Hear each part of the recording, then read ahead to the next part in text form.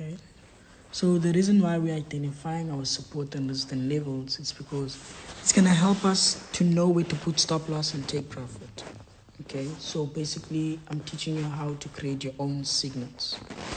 And then that's the main thing. So go January, let's say you deposited $100. Daily target it's only $5 a day. So now that means there's very, very, very low chances of I lose on the account in a day, because you're only targeting to make $5 a day. If you lose $5, I don't mean you're only gonna want to make it the next day.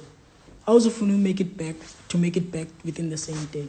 That's how other traders blow their account within a day, because they don't have a trading plan.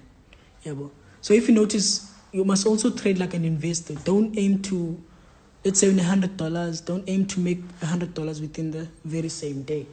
Yeah, bro. Because there's 100% chances you can lose it within the same day, because your capital is $100. So you need to trade like an investor. Yeah, bro. You need to trade like an investor.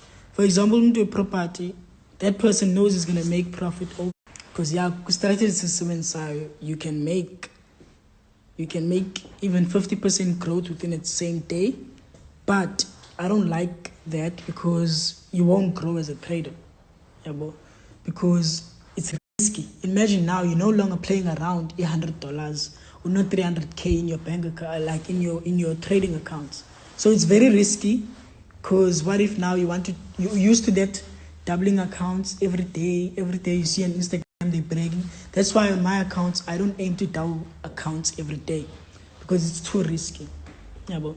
Because in the meantime, after some time, it's gonna affect you in the future. Yeah, bro. So now imagine you have 300K, you want to double it and then you lose it.